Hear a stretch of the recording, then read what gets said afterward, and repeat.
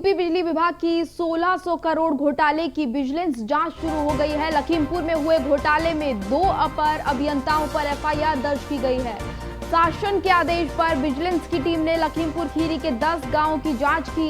केंद्र सरकार की राजीव गांधी विद्युतीकरण योजना के तहत करोड़ों रुपए के कथित घोटाले का मामला है। आपको बता दें कि वर्ष 2005-2006 के दौरान हुए करोड़ों रुपए के घोटाले में सतर्कता अग्निष्ठा ने दर्ज किया है एफआईआर। आपको बता दें कि लखनऊ समेत 14 जिलों के गांवों के विद्युतीकरण के 1600 करोड़ के कथित घोटाले का मामला जो है वो सामने आया है। नमूने के तौर पर लखीमपुर खीरी में हुई खुली जांच के दौरान विजिलेंस विभाग ने साक्ष्य जुटाए हैं। विजिलेंस ने बिजली विभाग के 2 तत्कालीन अवर अभियंताओं समेत कार्यदायी संस्था के खिलाफ एफआईआर दर्ज की है। कार्यदायी संस्था L&T के प्रोजेक्ट मैनेजर के खिलाफ गबन, षड्यंत्र और भ्रष्टाचार निवारण अधिनियम के तहत कार्रवाई जो है एफआईआर जो है वो दर्ज की गई है। तो बड़ी जानकारी घोटाले को लेकर लखीमपुर में हुए घोटाले में 2 अवर अभियंताओं पर एफआईआर दर्ज की गई है। मनीष मिश्रा लखनऊ से हमारे साथ हमारे संवाददाता जुड़ गए हैं। मनीष का रुख करेंगे। मनीष, क्या पूरा मामला है, ज्यादा जानकारी आपके पास इसको लेकर क्या है, जानकारी दीजिए। देखिए, निश्चित तौर से आपको बता दूं कि योगी सरकार जब से बनी है उसमें जीरो टॉलरेंस भ्रष्टाचार के खिलाफ कोई मुहिम छोड़ी है, जिसके तहत ये करीब 15 साल पुराना मामला है। जब केंद्र में कांग्रेस की सरकार थी तब पूरे जिलों में, पूरे ग्रामीण क्षेत्रों में विद्युतीकरण का काम होने को था।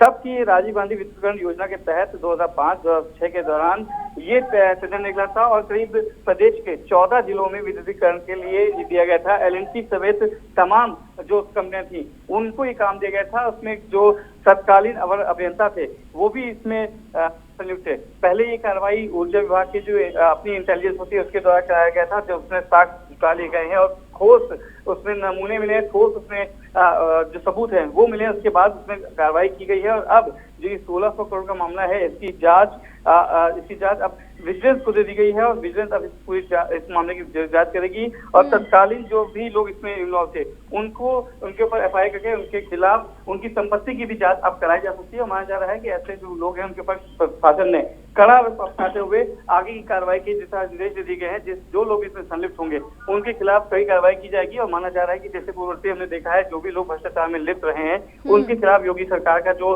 चाबुक है वो एक बार फिर चलता नजर आ रहा है। और इसमें 1600 करोड़ का जो ये बड़ा घोटाला हुआ था उसमें अब जो भी बिजली विभाग के माना जा रहा है जो तत्कालीन 2 अवर अभियंता थे और जो L&T कंपनी थी जिसने काम पूरा किया था उसके जो तत्कालीन MD थे उनके ऊपर ये गबन का आरोप लगाया गया है। तो ऐसे लोग जो इसमें सम्मिलित थे और लोग कौन से थे इसकी जांच की विजिलेंस और आने वाले समय में ये भी माना जाता है कि उनके खिलाफ कड़ी कार्रवाई होगी और उनकी जो संपत्तियां हैं उनके ऊपर भी एक बार जो योगी सरकार है उनका बुलडोजर चलते हुए देखा जा सकता है। पर इस समय की सबसे बड़ी खबर है कि जो 1600 करोड़ का इतना बड़ा घोटाला था, जो गबन हुआ था, उसकी जांच अब विजिलेंस को दे दी गई है। विजिलेंस अब पूरे प्रदेश में जो 14 जिले थे, प्रदेश की राजधानी लखनऊ में जो 14 जिले थे उनमें अब ये जांच करी है। इसकी खुलासा लखीमपुर से हुआ है। जो लखीमपुर में पूरे मामले की शुरुआत हुई थी तो उसकी छानबीन गई थी। तो सबसे पहले ये मामला लखीमपुर से पकड़ा गया था। उसके बाद तत्कालीन समय में जब 14 जिले जो पूरे थे उनमें इसकी जब जांच कराई गई है, इंटेलिजेंस जो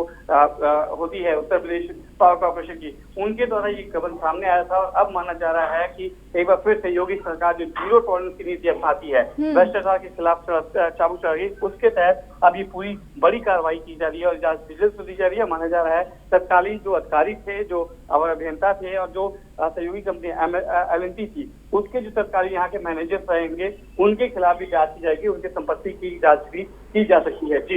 जी मनीष, जैसे कि हम देखते आ रहे हैं कि योगी सरकार जो है वो लगातार जीरो टॉलरेंस की नीति पर काम कर रही है और उसी के तहत ये भी कार्रवाई की गई है। चलिए मनीष, तमाम जानकारी के लिए बहुत बहुत धन्यवाद। आगे बढ़ेंगे। हापुड़ से खबर है जहां पर हिंदू युवा वाहिनी के जिला अध्यक्ष की दबंगई सामने आई है। पुलिस से ही उलझ गए हैं। हिंदू युवा वाहिनी के अध्यक्ष, जिला उपाध्यक्ष हैं ये ऋतिक त्यागी।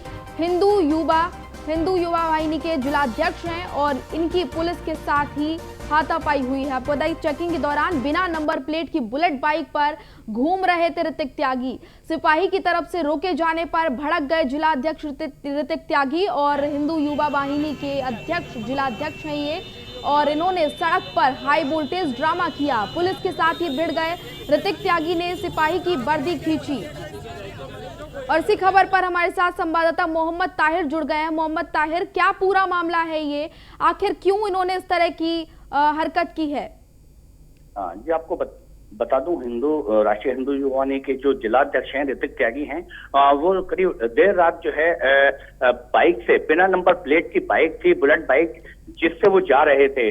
कहीं ना कहीं देखा जाए हापुड़ में जिस तरीके से क्राइम बढ़ रहा है, चेन स्नैचिंग बढ़ रही है, उसको देखकर पुलिस जो है लगातार चेकिंग कर रही थी और जो ऐसे लोग हैं उनको चिन्हित कर रही थी। कहीं ना कहीं जब देखा जाए बाइक सवार बिना नंबर की बाइक थी, तो सिपाही ने इन्हें रोका। रोकने के बाद ये एकदम भड़क गए और मारपीट पर उतारू हो गए। और कहीं ना कहीं देखा जाए वीडियो में आप साफ तौर पर देख सकते हैं, जो सिपाही है, सिपाही आरोप लगाया कि उनके थप्पड़ मारा है, उनकी वर्दी फाड़ दी। वर्दी फाड़ने के बाद ये जो है बाइक को बीच रास्ते में तिरछी खड़ी कर दी और पूरा जाम लगा दिया। घंटों जो है इन्होंने हाई वोल्टेज ड्रामा किया। जी ताहिर, जैसे कि हम देख रहे हैं, एक तरफ CM Yogi Adityanath zero tolerance की नीति पर लगातार जो है चल रहे हैं और कार्रवाई लोगों पर कर रहे हैं। वहीं इस मामले में ये सामने आया है कि बीजेपी नेता और कार्यकर्ता जो हैं वो आरोपी ऋतिक को छुड़वाने के लिए पुलिस पर दबाव बना रहे हैं। इस तरह से पुलिस कैसे काम करेगी जब उनके ही नेता इस तरह के काम करेंगे?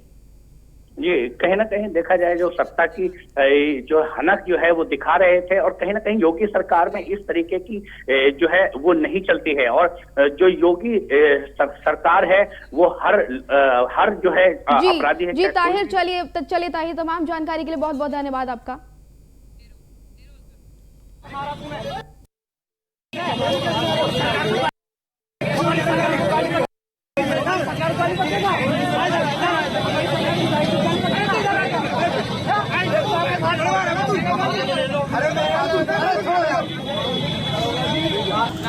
आएगा क्यों नहीं आएगा? बिना ऋतिक एक वीडियो बनाओ वीडियो तुरंत स्पीड से बनाना, स्पीड से बिल्कुल मत रोकना। एक वीडियो बनाओ, इस्तीफा देंगे योगी सरकार में या फिर ये भी देख ले।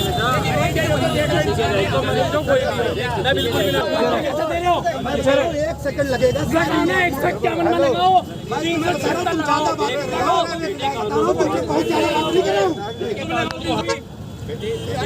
बिना बात के बात कर रहे हो। अरे रोड सही शक्तिनगर में जाए करो, ध्यान। और अब खबर गाजियाबाद से, जहां पर जोनल कार्यालय में शराब पीते पकड़ा गया है अवर अभियंता। नगर निगम के कीब नगर जोनल कार्यालय में पी रहा था शराब। ऑफिस में शराब पीने को लेकर नगर आयुक्त ने नोटिस जारी किया है। 7 दिन में स्पष्टीकरण मिलने के बाद आगे की कार्रवाई होगी। अवर अभियंता योगेश को नगर आयुक्त ने नोटिस जारी किया है। अपर नगर आयुक्त के निरीक्षण के दौरान शराब पीता हुआ मिला है। और आपको बता दें कि नगर के निगम के कई कार्यालय रात में होते हैं मैखाने में तब्दील, और इस दौरान ये जानकारी मिली है। और इसी खबर पर यादराम भारती हमारे संवाददाता हमारे साथ जुड़ गए हैं। यादराम, किस तरह की कार्रवाई अब इन पर की जाएगी? देखिए, गाजियाबाद के जो नगर निगम के जेई हैं योगेश शर्मा, काफी विवादित नाम है नगर निगम के लिए और पिछले कई सालों से यहाँ पर तैनात है और अंडर ट्रांसफर भी है, लेकिन किसी भी तरह की कोई रिलीविंग इनकी नहीं की गई है। फिलहाल की बात करें तो अपर नगर आयुक्त शिव पूजन यादव कल रात औचक निरीक्षण पे निकले थे, जहां पर उन्होंने, जब वो जोनल कार्यालय कविनगर पहुंचे तो योगेश जो शर्मा है वो वहां पर बैठे हुए थे देर रात और शराब पी रहे थे, और कई लोग और भी थे जो उनके साथ थे। इस पूरे मामले को लेकर नगर आयुक्त ने कड़ा रुख अपनाया है और इस मामले में नोटिस जारी किया है और 7 दिन के अंदर उसका जवाब मांगा है। इस जवाब के आने के बाद ही इस पूरे मामले में अग्रिम कार्रवाई की जाएगी। जी चलिए तमाम जानकारी के लिए बहुत बहुत धन्यवाद आपका। अब आगे बढ़ेंगे। प्रतापगढ़ से खबर है, जहां पर सीएचसी डॉक्टर सुरेश यादव के बिगड़े बोल नजर आए हैं। आपको बता दें, एम्बुलेंस के ईएमटी विजय को लगाई है फटकार। देर रात मरीज लेकर पहुंचे ईएमटी विजय को फटकार लगाई है। 1 साल के बच्चे की हालत गंभीर होने पर पीएचसी पहुंची थी एम्बुलेंस। नींद में खलल पड़ने पर सीएचसी ने की है अभद्र भाषा का प्रयोग किया है। उन्होंने कहा है कि आज के बाद अगर एम्बुलेंस यहां घुसी और हूटर बजा तो गिराकर इतने जूते मारूंगा कि शक्ल नहीं पहचान में आएगी। इस तरह की बात उन्होंने कही है। बड़ी जानकारी आपको दे रहे हैं। आपको बता दें कि नींद में खलल होने पर नाराजगी अगर एंट्री हुई गाड़ी और यहाँ खड़ी गाड़ी फूटर बजा तो निकाल के जूते इतना जूता मारूंगा ना कि शकल नहीं पहचान में आएगी तुम्हारी। ये बात बता रहा हूँ कि अगर आज के बाद अगर एम्बुलेंस घुसी और यहाँ हूटर बजा तो गिरा के इतना जूता मारूंगा शकल नहीं पहचान में आएगी। अगर एंट्री हुई गाड़ी और यहाँ खड़ी गाड़ी फूटर बजा तो निकाल के जूते इतना जूता मारूंगा ना कि शकल नहीं पहचान में आएगी तुम्हारी। ये बात बता रहा हूँ कि अगर आज के बाद अगर एम्बुलेंस घुसी और यहाँ हूटर बजा तो गिरा के इतना जूता मारूंगा शकल नहीं पहचान में आएगी। पहुंचने के बाद डॉक्टर साहब थे हॉस्पिटल में, कहाँ थे? बाहर थे। इसके बाद जब मैं रूम पे गया तो रूम पे भी नहीं मिले। रूम पे भी नहीं मिले। फिर उसके बाद आप मैडम से मंदिर में थे, उसमें देखने गए, मंदिर से पूछे कि मैडम जी डॉक्टर साहब कहाँ गए, तो बोले रूम पर जाओ। आप जो रूम पर गए वहाँ भी नहीं थे, आप फिर आके हुटर बजाने लगे। हुटर बजाने लगे तो डॉक्टर साहब बाहर से आए, बोल रहे हैं कि हुटर क्यों बजा रहे हो, तो मरीज हमारा सीरियस है तो ही बजा रहे थे हुटर। तो डॉक्टर साहब को बुलाने के लिए तो डॉक्टर साहब आज गाली चुनाव करने लगे कि हुटर क्यों बजा रहे हो। गाली दे रहे थे ना भैया? हाँ, गाली दे रहे हैं। आपका नाम क्या है? हमारा नाम मनीष। मरीज का नाम क्या है? मरीज का नाम रितेश। रितेश। कितने दिन का बच्चा है? 7 महीने। अच्छा, ये अगर और हमारे साथ इसी खबर पर संवाददाता मनु प्रतापगढ़ से जुड़ गए हैं। मनु, ये पूरा मामला क्या है? ये गुस्सा में क्यों नजर आ रहे हैं जब इनको लोगों के लिए ही रखा जाता है, इलाज के लिए रखा जाता है, फिर आखिर इस तरह के तेवर इनके क्यों देखने को मिल रहे हैं? हालांकि मैं आपको बता दें जो प्रतापगढ़ के डॉक्टर हैं वो लगातार लापरवाही बरतने में माहिर है। कहीं बात की जाए तो मानदाता सीएचसी की है बीती रात के, जहाँ मरीज गंभीर हालत में एम्बुलेंस लेके अस्पताल आता है, जहाँ इमरजेंसी जो कि सीएचसी है वहाँ इमरजेंसी में डॉक्टर नहीं रहते हैं, आराम फरमा रहते हैं। जब आराम फरमा रहते हैं तो एम्बुलेंस पहुंचता है, सीएचसी अस्पताल पहुंचता है, जहाँ डॉक्टर नहीं रहते तो उनकी आवाज पे जाके हुटर बजाता है। हुटर बजाने पे डॉक्टर के तेवर गर्म हो जाते हैं। जहाँ तेवर गर्म होते ही जहाँ डॉक्टर गंभीर असत्यों का प्रयोग करते हैं, गाली गलौज करते हैं एम्बुलेंस को, और जहाँ एम्बुलेंस ड्राइवर जो है, जहाँ मरीज के साथ तमीदार थे, उनके ऊपर आरोप लगाया और तमीदार का साफ तौर पर कहना था कि मरीज की हालत गंभीर है। डॉक्टर साहब देख लीजिए, डॉक्टर साहब ने साफ तौर पर गाली गलौज देते हुए कहा कि तुम्हारी इतनी जरूरत कैसे हुई कि तुम हुटर बजा रहे हो, अगर हुटर बजाओगे तुम्हें गिरा के मारूंगा। लगातार बदतमीजी से बात की है। वह डॉक्टर जो है मानदाता के सीएचसी के डॉक्टर सुरेश यादव हैं, क्योंकि वो एम्बुलेंस में जो मरीज था, डॉक्टर साहब का जब पारा हाई हो गया, जब उनकी नींद थी, उनकी नींद आराम हो गई, नींद खराब होने से डॉक्टर का पारा हाई हो जाता है। हालांकि बात की जाए प्रतापगढ़ के जो सीएचसी के डॉक्टर हैं, बड़ी लापरवाही सामने आई, जो कि इमरजेंसी में उनके बैठने रात में बैठने का वो है टाइम है, रात में बैठे नहीं, वो आराम फरमा रहे थे। कहीं ना कहीं बात की जाए जिस तरह से अगर मरीज की हालत बिगड़ी, उसका इलाज नहीं किया गया, तुरंत वहां से रिफर कर दिया गया, उनके ऊपर डॉक्टर ने उस पर गाली गलौज किया, कहीं मरीज के साथ कुछ अनहोनी हो जाती, उसका जिम्मेदार कौन होता?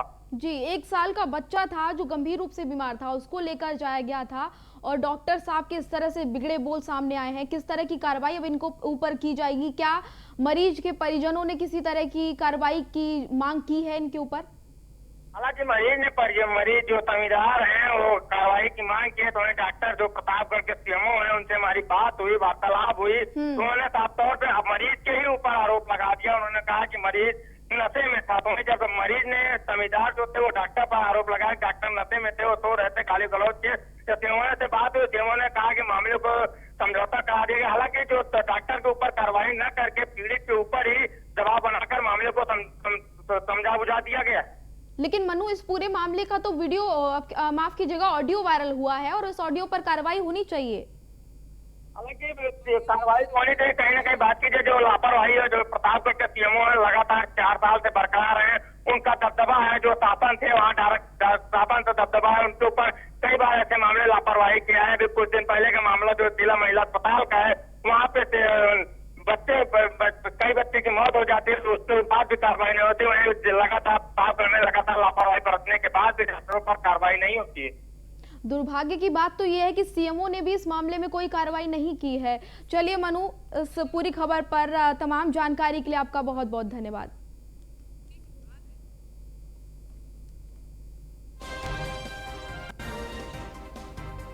आगे बढ़ेंगे, आपको बता दें कि न्यूज़ वन इंडिया के सवालों से भागे CMO AK Srivastava. Pratapgarh CMO ने न्यूज़ वन इंडिया का काटा फोन।